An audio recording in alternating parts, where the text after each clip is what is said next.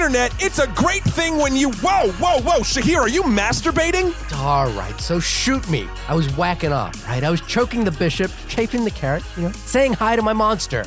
Indeed you were, and this is the only podcast about movies. My name is Matthew Kroll. Hang on, I'm just still zipping up. And my name is Shahir Dowd. With the most weird, I think, intro we've ever done for this fan episode of our podcast. Guys, this is the only podcast about the film American Beauty. Wow, this is not a new release. So This was requested. Via Twitter, of all places. Twitter? Yes, Twitter? by a follower of ours, Ben Draucker. So, Ben, thank you so much for suggesting this film, because I had honestly been thinking about this movie a bit, and I was like, I need to rewatch American Beauty. Well, because it's just appeared on Netflix recently. Yeah, right? yeah. So that was a super handy thing. So if you like Ben Draucker, want to request a movie for, well, I'm getting all tongue tied. Want to request a movie for us to look at, and we've had a couple recently. We've got a little bit of a backlog of requests. So thank you very much. That's true. We will get to them. We will get to them. We've just done Children of Men. This will be our second with American Beauty. You can do that via Twitter or on our email us at onlymoviepodcast@gmail.com. Hit us up on Facebook, and we always appreciate those iTunes reviews as well. You can leave us a request for a movie on the iTunes review if you feel so inclined. That would be the greatest way for us to see it. But Matt, I have a confession to make. What? I didn't watch American Beauty. What do you mean? I didn't watch it.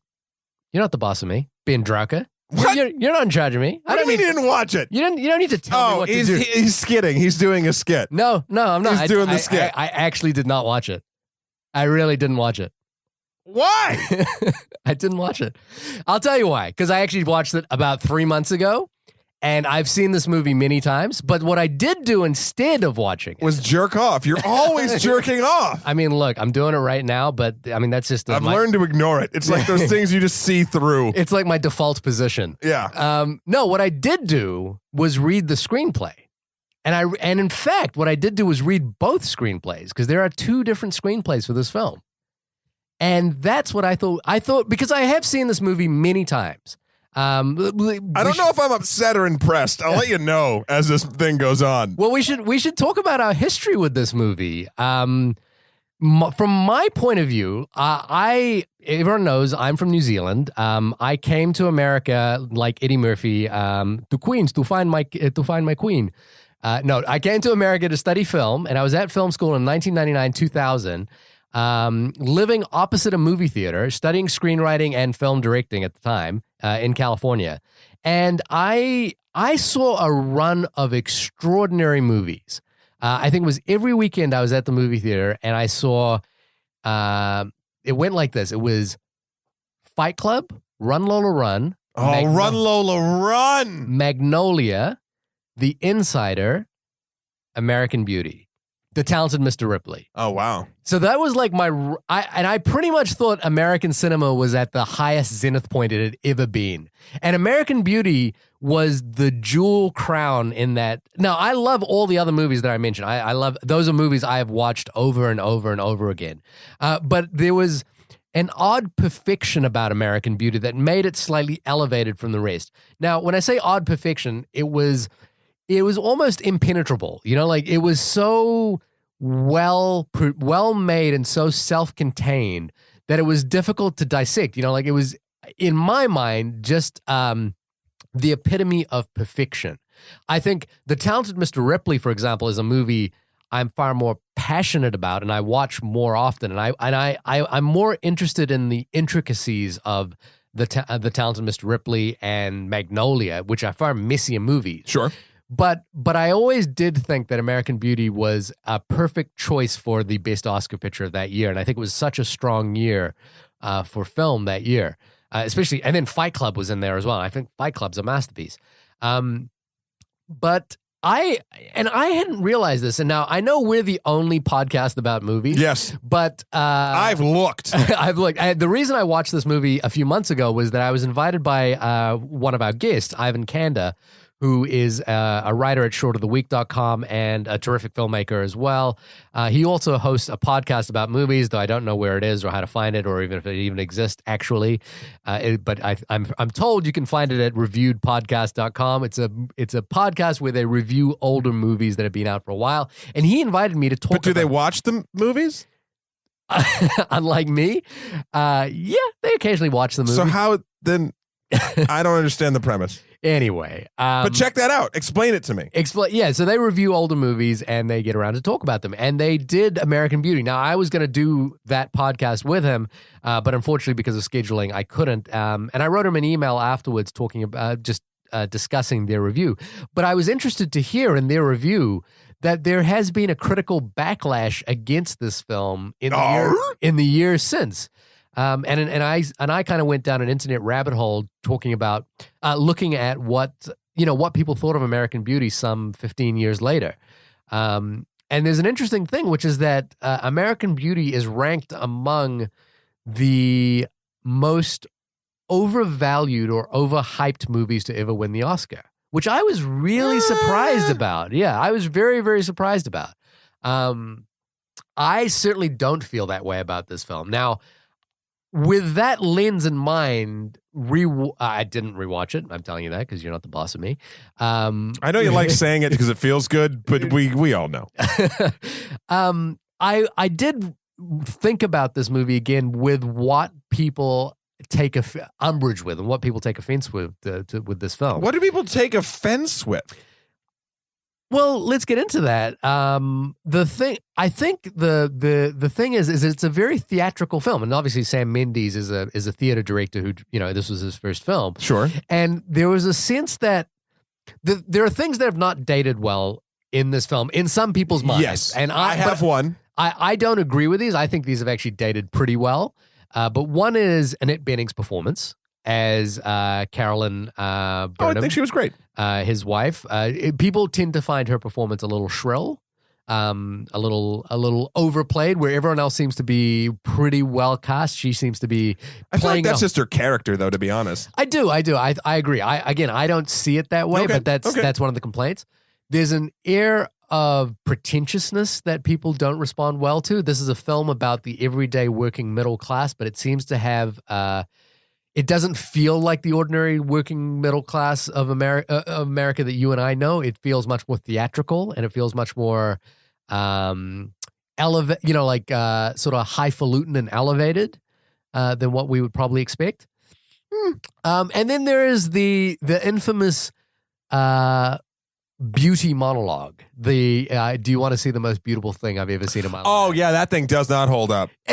It's weird to me that people think that doesn't hold up. I really think that holds up. And the reason I think it holds up is that I think within the one thing I would describe, and we haven't even gotten into what this movie is about for anyone who we'll get to it. We'll get to haven't seen this movie yet. The thing that I love about this movie is it's so hermetically sealed. This film is such a beautifully wrapped box with a ribbon on it that monologue and that idea of beauty in this plastic bag holds up within the universe that this film sets up. And I don't think it's a far-fetched universe at all. The idea holds up. Maybe I misspoke. What I don't think holds up is the emo bullshit from the dude character, from the creepy dude who films all the time. That I can see that. I feel like that. his character, when I watched it, I was just like, and as we'll go through the sort of chronological nature of the happenings of the film, there's a couple moments where he kind of breaks his own character, but that's even beside the point. It's just, we've seen, like, this was almost the template for this, like, oddball, nerdy outsider kid that's really a good person, even though he's super deep. Like, I don't know if it's the movie's fault so much, but that has become such a he feels like a character in a teen movie. It's a bullshit trope. Yeah. And this is the epitome / epicenter of this bullshit trope. But I feel like it's done with sincerity in this film. Right, but that doesn't... You can do something that's bullshit completely sincerely. Yeah. Again, that was my one breaking point. Everything else... I would even go... I would go further. I think the character that really stands out to me is her name Angela? The hot young girl?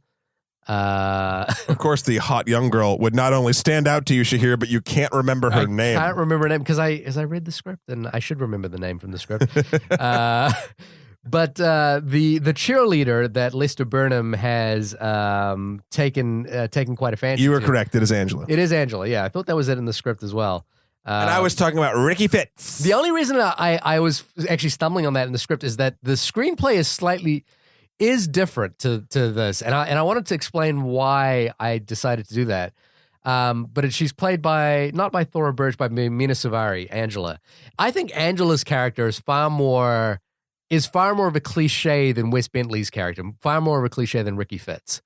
She is the hot girl that knows she's hot and wants and flaunts her sexuality. But she does have sort of an interesting moment / not change of heart, but character growth moment that doesn't happen a lot of times with those characters in teen movies, where I feel like Ricky Fitz stayed the fucking same the entire time. But the difference is that we see the backstory that creates Ricky Fitz by seeing his home life. Yeah, his home life. Yeah, the creation of Ricky Fitz is interesting. Yeah, and much. But his character does not change. He just keeps going on the same path he's always gone on. So tell me your experience with this movie. I didn't catch on to this till late. I probably saw this movie 2005. Wow, really?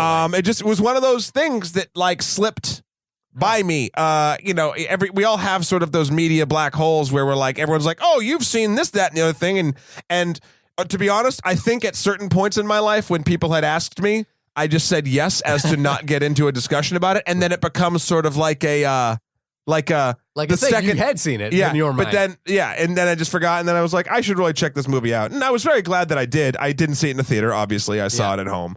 DVD. It was, I don't know. I really like the sort of sentiment of how. It's shine. You sort of said that it's sort of like a too highfalutin of itself sort of thing about middle class culture.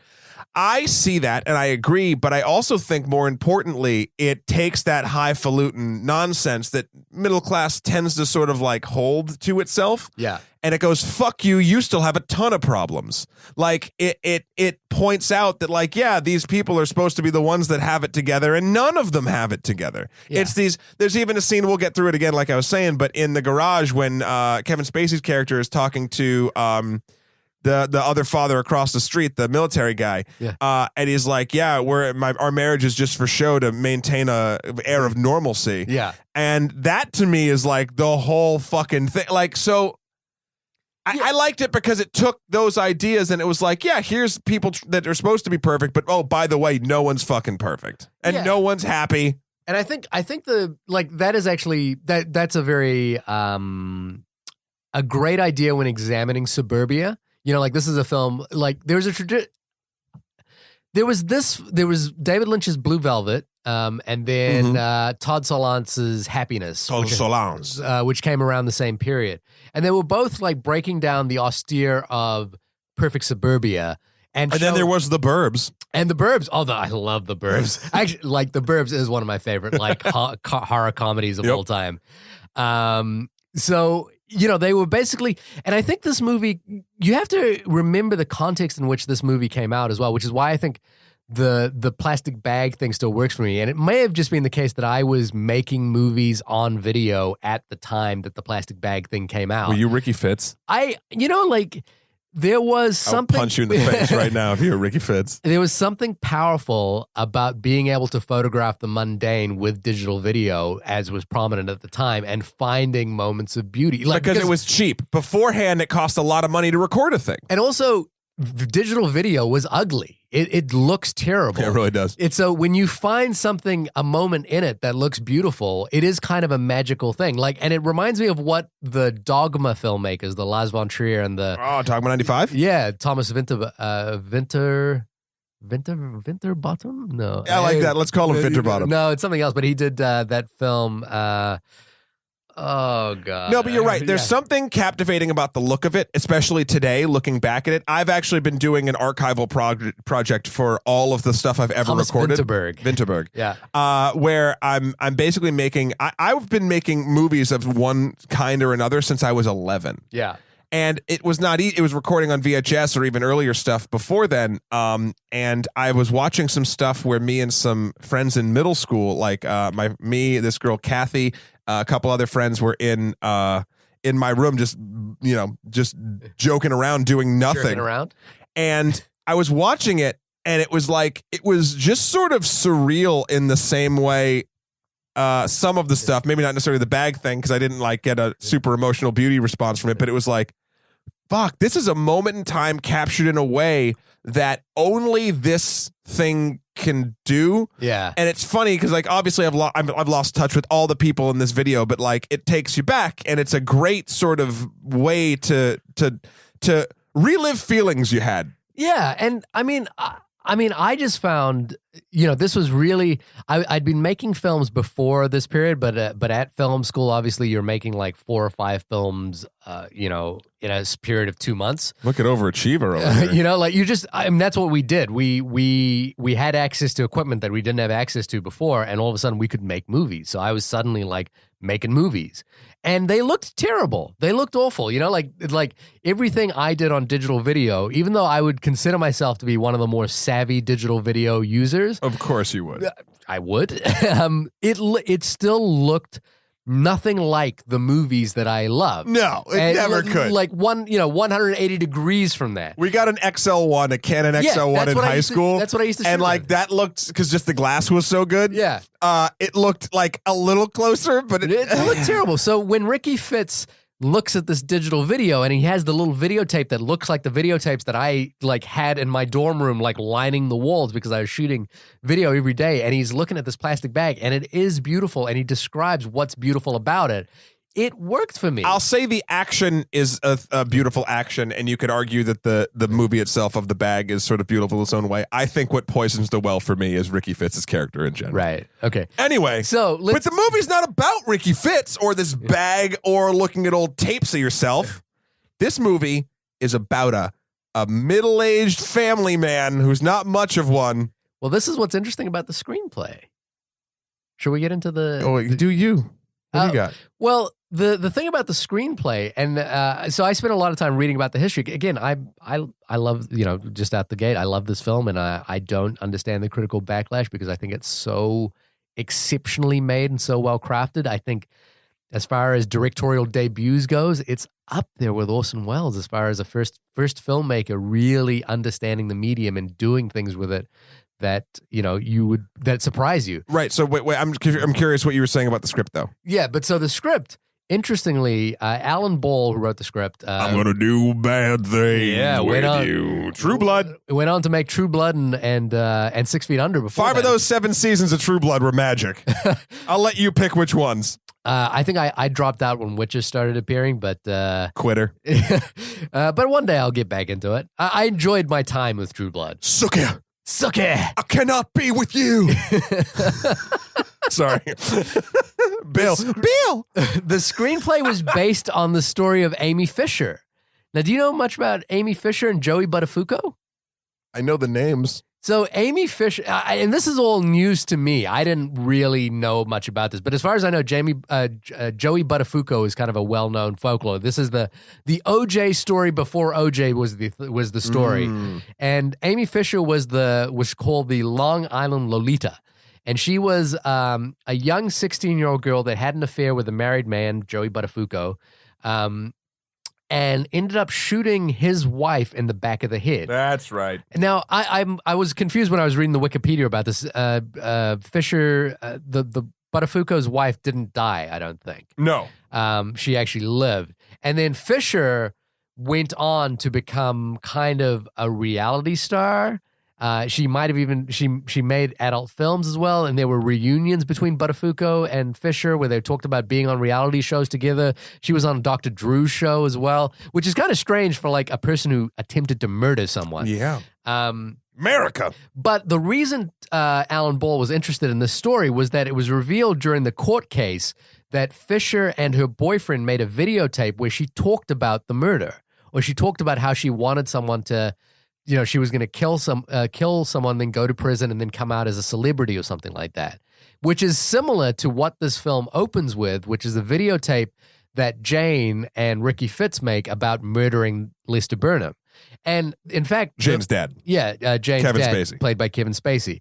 And the film, the screenplay has this where we're introduced to that video not in the way that we are in the film, where we're just watching the video back.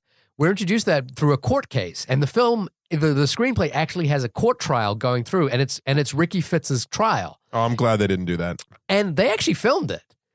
They filmed that whole sequence, and they filmed because the way that film ends is with Ricky Fitz going to prison, and then us learning that Ricky Fitz's dad, Colonel Fitz, was the one who committed the crime. And it was apparently so that, again, this was Mendy's first film. This was the whole film was set up at DreamWorks, which was Steven Spielberg, Jeffrey Katzenberg, and David Giffen's not fledgling. It had been around for a few years. Their studio. So, Sam Mendes didn't have a lot of creative. I wouldn't say like tremendous creative control. He was kind of a first-time filmmaker. Mm-hmm. They spent a lot of money on the screenplay, but in the edit room, him and his editor Tariq Anwar basically decided to throw away all that stuff. Smart move. The VO was there, but not as prominent as it is in the final film, and make the film about Lester Burnham's life as opposed to his death. It's better.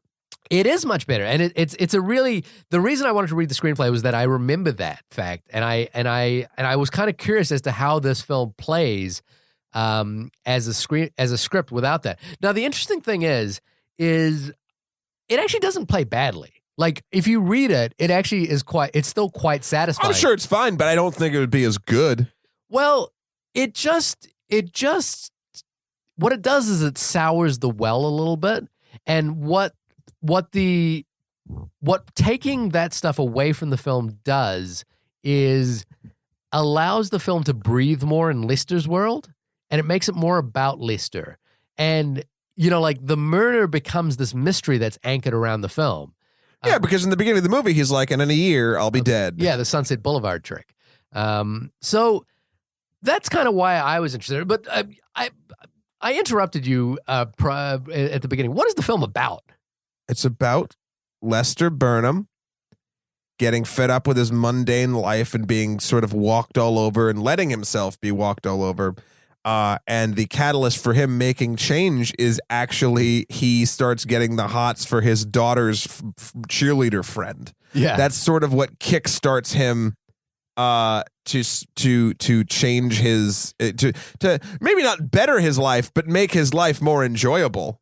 And maybe better his life. I mean, it depends on your definition of better it, because it starts a whole slew. He's basically in what I would consider a loveless marriage. They start around the dinner table too, and it's like just awful, just like just sort of cold family time. Yeah. Like the daughter's, hey, can we listen to something else? You always put the music, and she's like, oh, of course. As soon as you cook a healthy, nutritious meal and slave over it all day, then you can like that sort of smug bullshit that like never helped a family ever. Yeah. It's all over the place. And of course, Lester's just a pushover and distancing himself from everyone, including his daughter. And then the parents try to take more of an active, role in their daughter's life. And so they go to this cheerleading thing for a halftime at a basketball game, and Lester sees, what's her name? Angela. And starts fantasizing about her, and then kind of realizes how unhappy he is. And then, like, whenever he talks to Angela, he's all, like, bumbly. And it's creepy as fuck, because, like, it's still an adult man hitting on a 16-year-old girl. But, like, it's... What I like about this movie is, yes, that's a super creep factor, and the couple flashbacks are made to feel you uncomfortable, make you feel uncomfortable, and they do. But it just sort of kickstarts him into this, like, I'm going to do better for me. Yeah. He goes and he figures out the job that like doesn't appreciate him is going to lay him off anyway, making him write what he does there, like a letter. I don't know if any of you have ever had to do this, listeners, of like at your job, write down all of your responsibilities and what you do.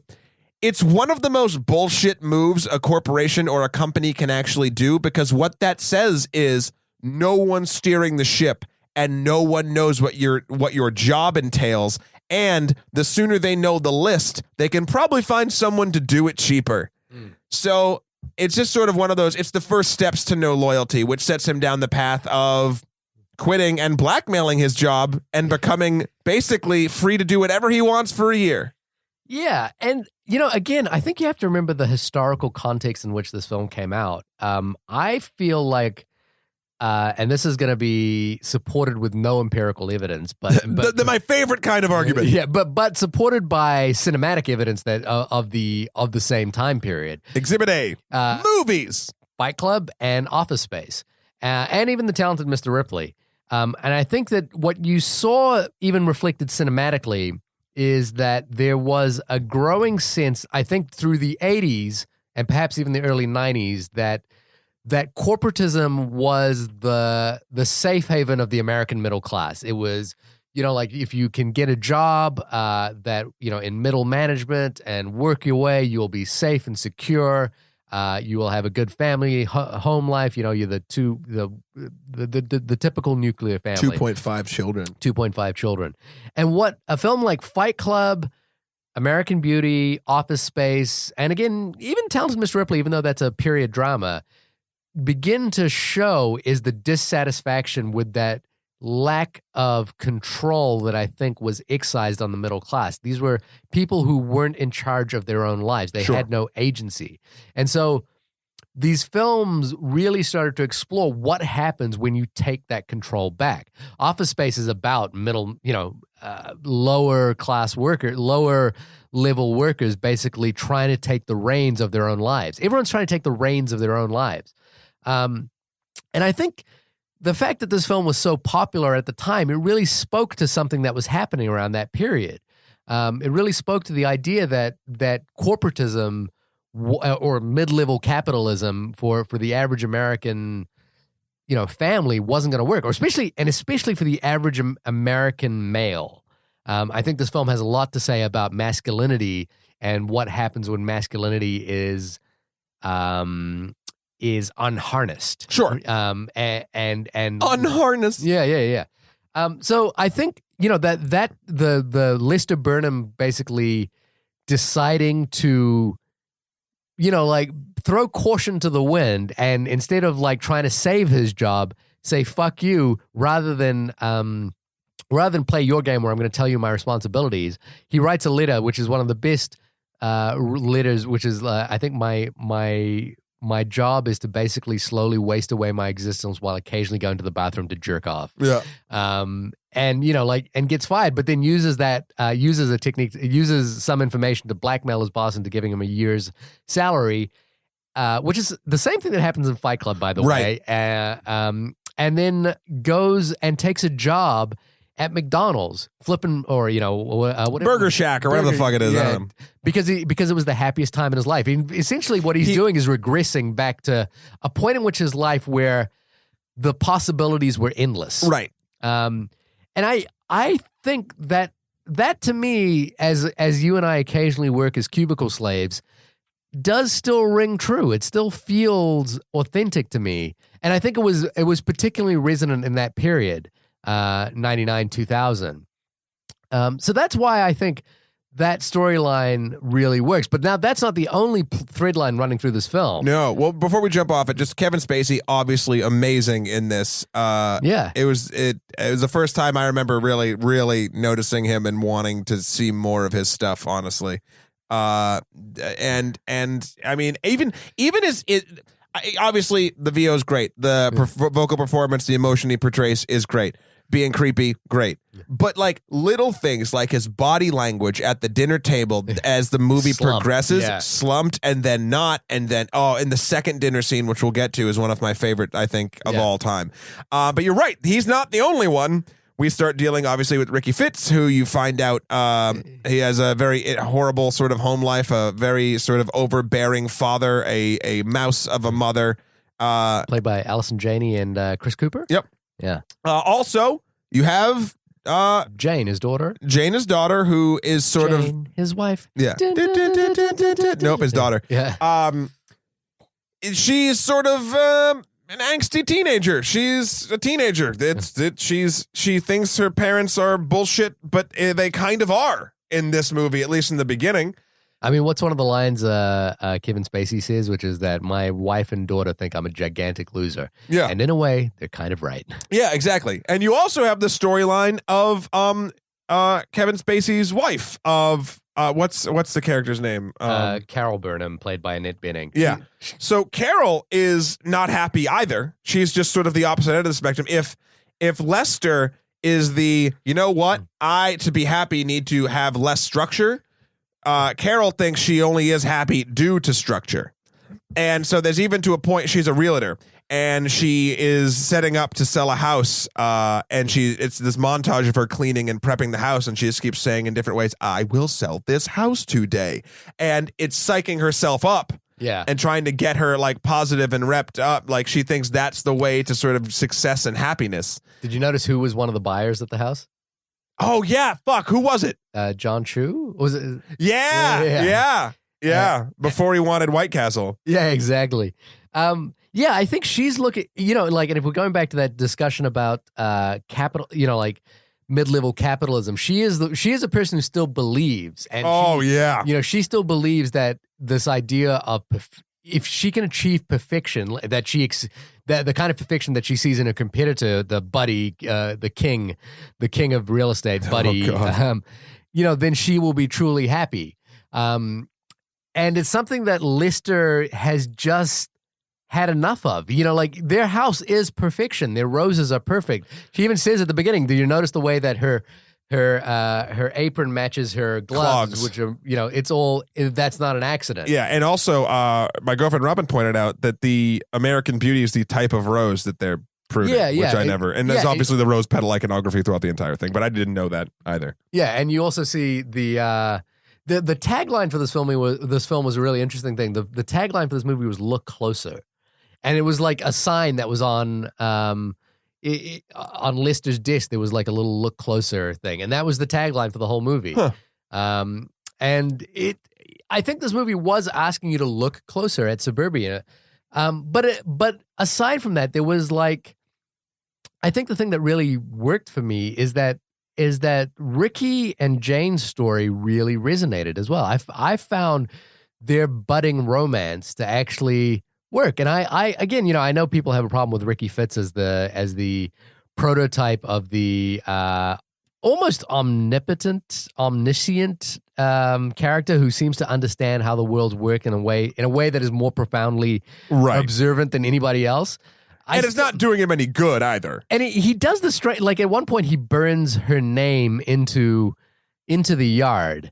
And it's kind of it's just, the movie just brushes past it as though it never happened. Right. Because in any other context, he would be a creepy, creepy human being. Well, yeah, except, and I truly believe this, the line between creepy and intriguing is how attractive you are. Oh, yeah, absolutely. So if he's got that beautiful Tobey Maguire, but not a boy thing going on. Yeah. Also, something that he did that sort of breaks him for me, I mentioned it before. So he's filming her throughout this entire movie, and finally Jane and Angela confront him at school, and she's like, "Hey, stop filming me." Yeah. And he goes, "Oh, okay," and he puts the camera away. Yeah.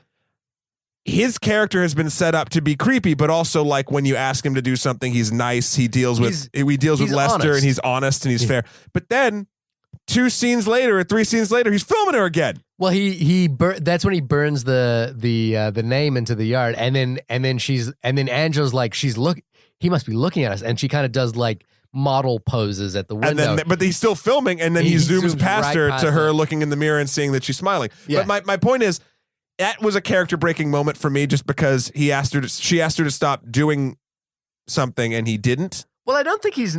I don't know. It bugged me. It's not a huge thing. He is capable of manipulation, and he's a character that knows the reason why Lister is so attracted to Ricky is that Ricky knows what he wants. He's youthful. And he's youthful. And no, but also remember the way Lister meets Ricky is at a party, and Ricky is being a busboy. Yeah, and they're smoking pot outside, and Ricky's boss comes out and says, "You can't do that here. You know, you can't work here if I can't pay you if you're out here smoking, getting high." And he says, "So don't pay me." He said, "What?" He says, "I quit.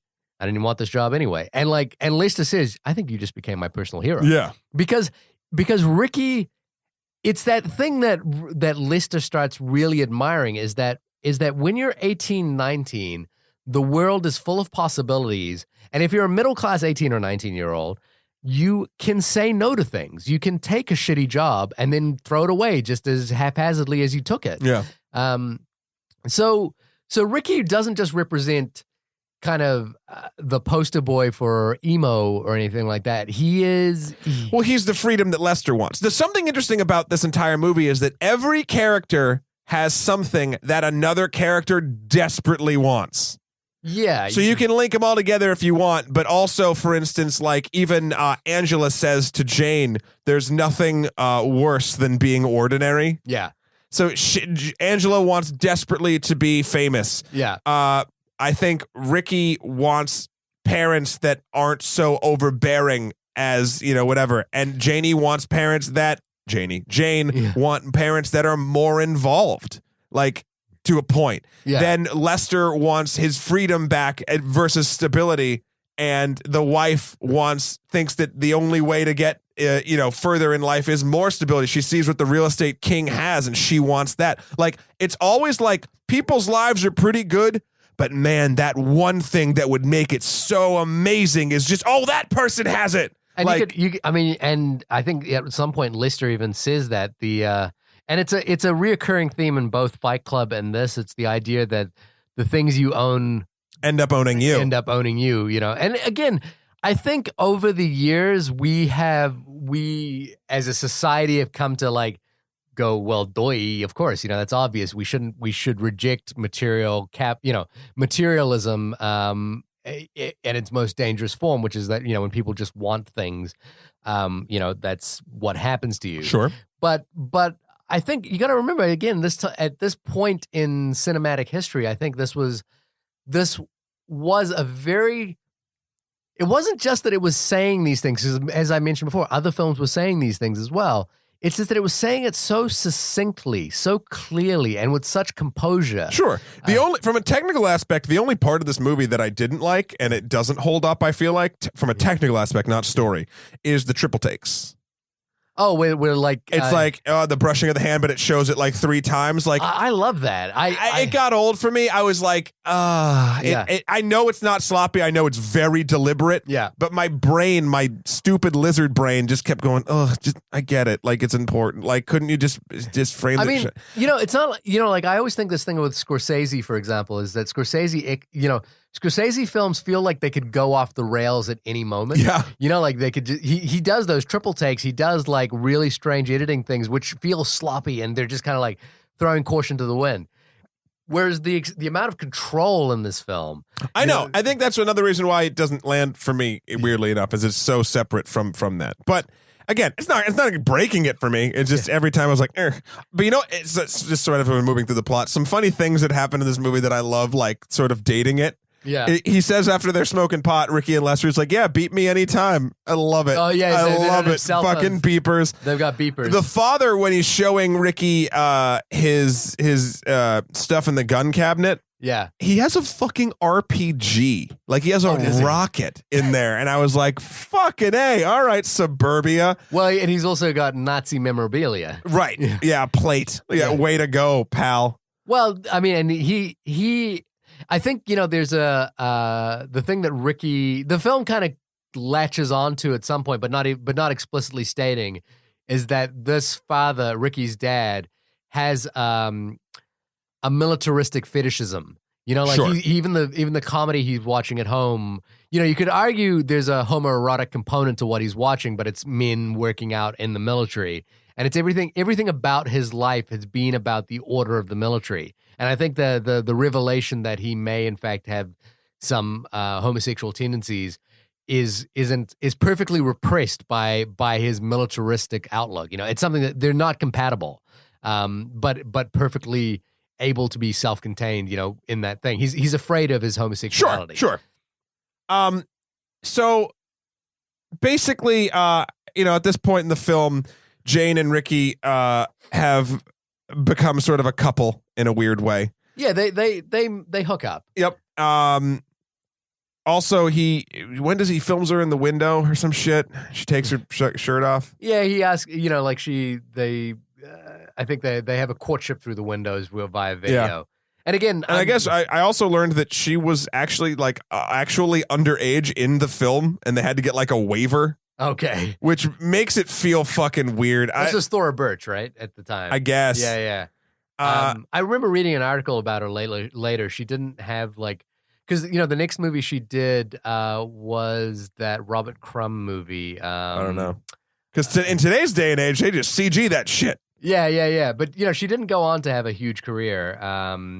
And she was sort of questioning about why that happened. Ghost World. She was in Ghost World. Oh, I liked Ghost World. Yeah.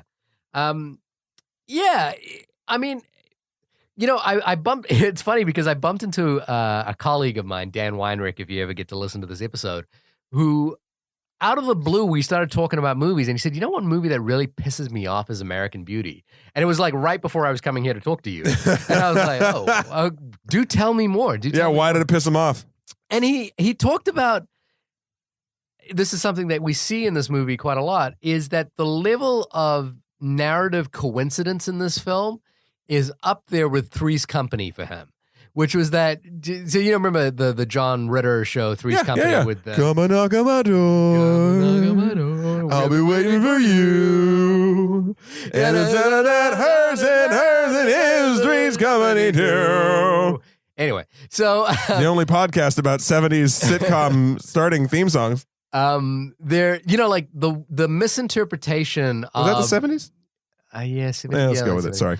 The misinterpretation of Ricky having an affair with Lester Burnham, as seen by Colonel Fitz, is Three, as far as Dan Weiner was concerned, was Three's Company's kind of level of comedy, where Ricky goes over to Lester's house, rolls him a joint, but because of the placement of the windows, it looks like Ricky is blowing Lester. Sure, and if that was the only reason the father thought that, I would agree. But there's things throughout, for instance, there's Quantum Leap's right next door, Scott Bakula. I love Scott Bakula. Quantum Leap was one of my favorites. And he plays a homosexual gentleman with a husband who lives next door. So it goes, Jim and Jim live in the first house, then Lester's family, then Ricky's family. Yeah. And so Jim and Jim come over to try to welcome the Ricky who just moved there, and he meets Ricky's father, and they'll bring him a basket of stuff, welcome to the neighborhood, and they're like, he's like, this is my partner, and what are you selling? And they're like, no, nothing. He's like, well, he said he was his partner. He's like, yeah, and then he's like, oh, so he realizes they're gay. Yeah. Then he sees Lester jogging with them one day, and he says something like, how come these F words always got to flaunt it in your face? And Ricky responds with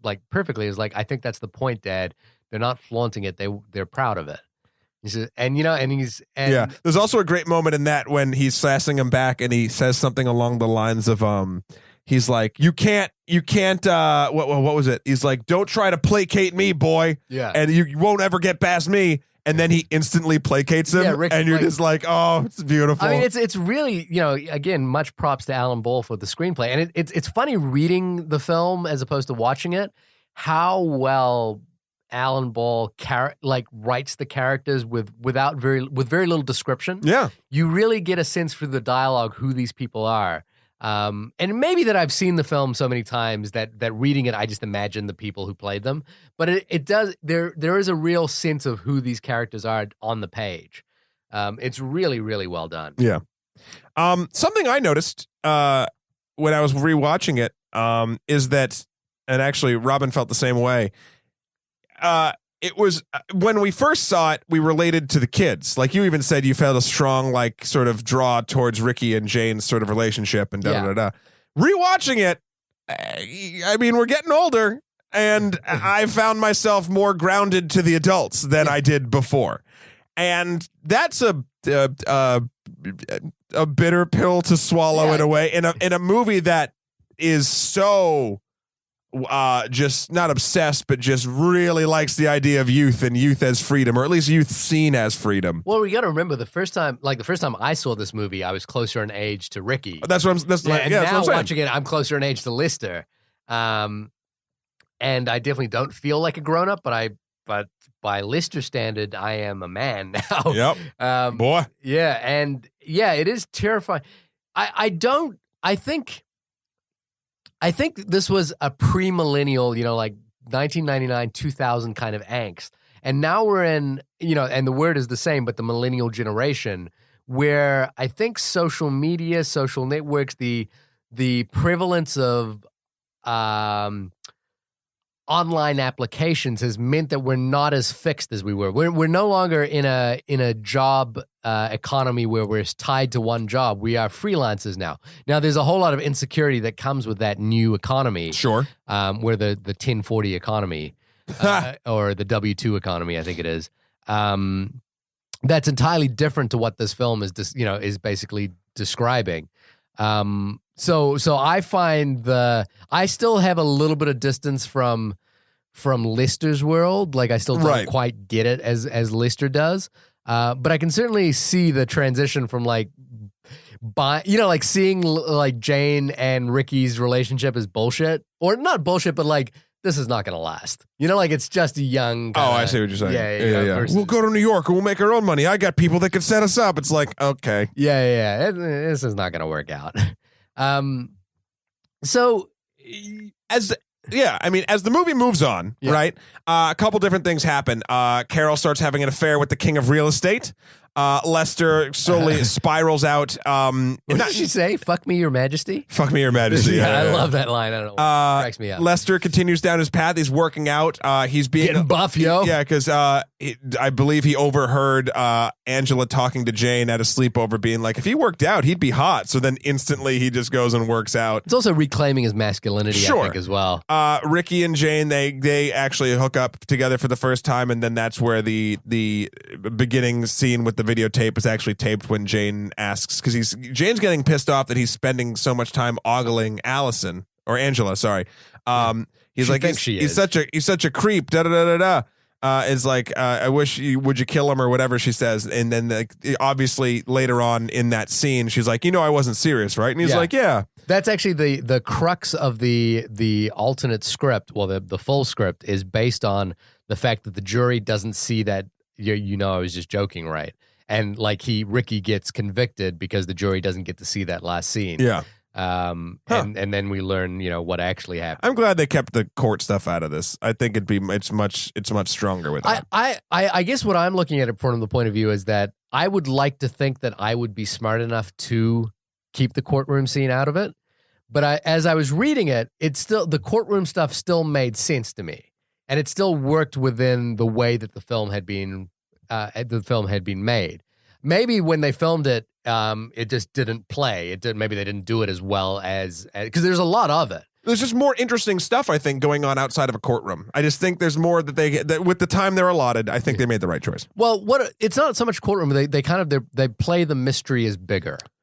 Yeah, but they also set up that he's dead. Like, I like the mystery being that when a character says in a year I'll be dead, I still don't know if they're gonna die. Like, I like the way they played it. Yeah. I guess, this is the thing. I hope that I would be that smart. Right. And I'm not sure I would, sometimes when I read it. Then one of the moments that really encapsulated sort of getting older and trying to reclaim your sort of like youthful vigor and whatnot is when Carol comes home after having an affair and Lester's like sitting on the couch or he hits her with a remote control car. Which I really like. Yeah. And then he starts for a moment, he starts getting passionate about her again. Like they sit on a couch and he's like, where's that girl that used to go streaking and fight this and blah, blah, blah.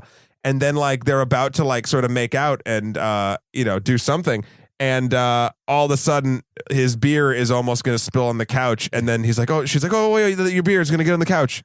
And he's like, so fucking what? It's just a couch. And then they get into this whole thing. It's like you see them getting so close to becoming close again. Yeah. And then responsibility rears its ugly head for one of them. And then they instantly take their corners of this emotional boxing ring. And I just thought that scene is so good and so telling of just this entire problem in the film. It's a really, and it's a really well staged scene as well. Like if you look at the actual camera blocking and the way the actors come together and the way we zero in on that beer bottle as well, because the romance is happening, but the camera just starts slowly pulling into the beer bottle. And like in my lizard brain, having just bought a couch, I was kind of like, that beer is going to spill over that couch. And I don't know. What an asshole you've become. I know. And I was like, I don't know if the insurance that you bought on that couch is going to cover that cleaning bill. Maybe it's not worth it, dude. Ugh. Yuck. Hey, we're all like, if you and I were making out right now and your beer started like getting closer to my laptop, I think we would probably have a problem. The difference is, in this weird alternate reality you've described, the difference is if beer got on your laptop, it would stop working. If beer got on a couch, you could clean it and it would still be a couch. It would still serve its function of a couch. Yeah, but it would smell like beer and I wouldn't like that. Just for the love of fuck. Anyway, this is why we can't have nice things here. I know. We're going to move out. So the movie moves on, and after a series of, as your friend said, Three's Company events, the father of Ricky thinks that there's a homosexual relationship between Ricky and Lester. And then he threatens to throw him out of the house. And then Ricky leaves. Ricky leaves because he's been making so much money selling weed. His $2,000 bags of weed. In 1999. 99 weed dollars. Anyway. Yeah. This definitely ain't Colorado. Him and Jane run away. Yeah. Or they're preparing to run away, I guess. Yeah. And then the father comes over to confront Lester. They have an awkward moment. Basically, the wording is so like, he's like, actually says like, yeah, my wife's off fucking this other dude. We just do this for show. And that sort of furthers the father's like, oh, this is actually happening. And then the weirdest thing happens is he goes in, he sort of breaks down and gives Lester a hug, and then he kisses Lester. Because we're intimating there that he has some repressed homosexuality. And then Lester goes, oh, I'm sorry, I didn't mean to give you the wrong idea, and then he walks away out into the rain again. Obviously, this takes place in a garage, a very cool shot when the door opens and whatever. So then goes inside. And since Angela just got in a fight with Jane and Ricky as they're leaving, and then Ricky calls her out and is like, "You're the most average person ever," and that sort of breaks her. She ends up staying in the house. They leave, and then lo and behold, Lester comes rolling in, and like with just like a crazy amount of confidence, all of a sudden. He's had like a year of swagger now. Like he's got his bod. He's been working out. He's got money. And then he slowly sort of seduces Angela, and then he's about to basically have sex with her, and he finds out that she's a virgin. Yeah, for all of her bluster, and then I don't know if I really agree with the fact that like that's what snaps him out of it, but he snaps out of it. Luckily, I think he realizes that she's just a kid. Yeah, and like it's that's sort of the swift kick to the emotional head that sort of gets him like, oh fuck. Yeah, no, and I think the thing is that she carries herself with such a adulthood. Yeah, or it's funny. It's the thing that like fake adulthood. Really, yeah, it's the thing that I think like a lot of like teenage pop stars like dance, or like they sort of dance around sexually, but I feel like they're still kids. They and don't quite know it. Yeah, it's kind of weird that they're doing that. And he kind of snaps out of it, and then he and Angela have like a chat about Jane, and she says something that's really like it's just the moment where this film gets really touching. Was that how is Angela and how is Jane? And Angela says she's good. I think she's in love, and he goes and he's kind of like he becomes a father for the first time in the entire movie. Yeah, he's like, oh my god, my daughter's in love. That's kind of cool. And, and she says, how are you doing? And it's like the first time anyone's asked him this whole thing. How are you doing? He goes, I'm great. I'm good. I've got everything I want. Yep, because he finally achieved it. And the only person in this entire movie that finally figured out sort of what they want. He's got a rose bowl right in front of him as he's thinking about his family. Yeah. And what's really cool about everything we've described is that there's an orchestration going on of who killed Lester Burnham. It's kind of like the Who Killed Monty. Sure, Monty but Burns. it's shorter, and it's like you see the pistol come in, you never see the person who pulled the trigger in the first scene. But we know that Carol has just been out shooting at a gun range, and she's really unhappy. She's really pissed, so she's coming home to confront Lester. And she has a gun. So you think it might be her, and the way they sort of show everyone's reaction to the moment of him being shot in the back of the head. Yeah. Yeah. But he dies at a moment of true happiness. So it's funny because the film intimates at the beginning that his death is the end of a life, but it's actually the perfect end of a life for him. He kind of has realized, like what is true beauty, so to speak. True beauty is American, Shahir. It is American. I was American. Say, this movie is the start of the ACU, the American Cinematic Universe. American Beauty, American Pie, American Movie, American Splendor, American Hustle, American Ultra, American Gangster, The American, even the Netflix spinoff, American Dad. I've been working on that joke. I realized that, but you know what you didn't realize? You didn't put in there American Sniper. Oh, I was going to get to American Sniper, but your face looked so forlorn as I was going down the list. Did I give you my Independence Day resurgence face? Yeah, I was like, oh God, I can't believe you're going on with this. Yeah, so that's sort of the end of the movie, and you find out eventually that it was Ricky Fitz's dad, Colonel Fitz. Is he named after Apocalypse Now? Maybe. Yeah. Maybe. I don't know. Yeah, maybe. Was the person responsible for Lister's death, but it is meaningless at the end because what Lister goes into is a monologue about what's important in life. Yes, and he describes seeing his when he met Angela for the first time, the way his grandmother's hand felt like paper, his first Corvette, which is a car that he buys again. He does it way better than Conan did. Conan. What is important in life? Yeah. Oh, I'd forgotten that whole monologue. It's been a while since I've seen Conan the Barbarian. And the lament of their women. Yeah. And he's like, listen, he says sort of the most haunting thing, which is like, don't worry if none of this makes any sense to you. It will one day. I'm paraphrasing that wrong, obviously. And then it did. And here we are, almost getting closer to Lister Burnham's age. And I wonder if it did. It does start to ring true. And look, I think this film does such a well-constructed, singular idea. One of the things I love in cinema, in general, is if a film has something to say, it says it well using the tools of the cinematic language. And this film does that in spades. What does it say, Shahir? It talks about the importance of what is beauty in life. It illustrates what is important in life, even when you feel like you have nothing, you might have everything. And I think it does it so succinctly with so much panache that I find the backlash against it hard to kind of swallow. But it might have to do with that thing we talked about. And I think we talked about it with regards to 12 Years a Slave or maybe a couple of other films, that if a film wins the Academy Award, it's suddenly burdened by being an Academy Award winning film. Sure, yeah. So it might be the case that everyone remembers it as the movie that won all the Academy Awards. But for whatever reason, this way it holds up. It does hold up. I mean, look, there's parts that don't, but overall it absolutely does. The year that it won, Being John Malkovich, that was another film I saw that year as well. I was talking about those line of movies I saw in the theater. Being John Malkovich was another one. The movies that were nominated for Best Picture were The Cider House Rule, The Green Mile, The Insider, The Sixth Sense. Being John Malkovich was in there as well. And The Straight Story by David Lynch as well. Yeah. Magnolia was out that year. God, so many great movies. That was such a great year for American cinema. I think The Insider might be a marginally, could equally be the great film remembered that year, but American Beauty winning does.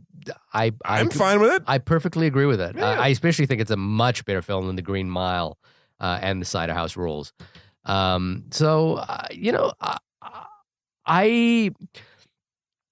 I do love this film. Yeah, I love this film too. It's not a film I revisit too often. I have seen it many times. It's one of those films that's like, it's so, in a way, it kind of reminds me of No Country for Old Men. It's so perfect. It's so perfectly sealed that it's hard to penetrate it sometimes. It's hard to to discover new things in it. Sure. Other than just go, oh man, they did that really well. And that might be part of the backlash of it. But it also, it created Go ahead. I was going to say, I just think people like tearing down their idols. I think as time goes on, people like, because the second you can take something that's universally sort of loved and held up.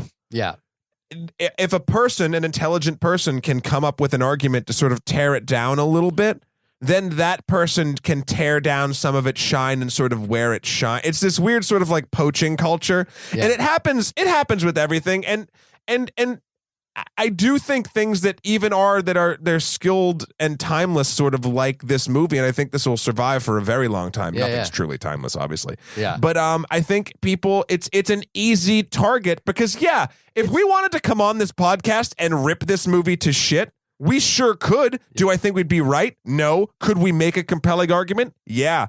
Does it do anything for us? Like I could see where the reviewed podcast, the other podcast that they kind of did take a swing at it. Yeah. And I don't agree with that sort of mentality. I'm not saying don't keep questioning things. Yeah. I just think this movie in particular is something that there's no reason to tear down. What you said is exactly right, Shahir. It's a package. What? I know. It's an encapsulated package of a moment in cinematic time that is just perfect the way it is. Yes, there's a little wear and tear on some of the emo speeches and all that stuff, but that stuff doesn't take away from what made this movie great. Yeah. And that about finding what is actually beautiful. And if the speeches that are the most literal interpretation of that feeling, of that sort of point of the film are the weakest point, but you still get all of the weight and what the film's trying to say from everything that happens to all the characters, that's a film that there's no point in tearing down at all. Yeah. I mean, sometimes I do want films that are ambitious and messy. Right. But other times I want films that are like there are certain films that I think are perfect and clean and tidily done that's hard to fault, and this is one of them. Before we go, shout outs to Conrad Hall, the late great Conrad Hall, who shot this movie beautifully. Yes. If you can get a copy, and I know I used to listen to the commentary for this film. I'd listened to it a couple of times. It's really fascinating to listen to the commentary with Conrad Hall and Sam Mendes when they're talking about how they composed the film. Oh wow. Netflix has to add that. Yeah, I wish Netflix did, because that's the last thing that has DVD media. Yeah, Blu-ray. Yeah, that keeps me buying Blu-rays. I still like Blu-rays.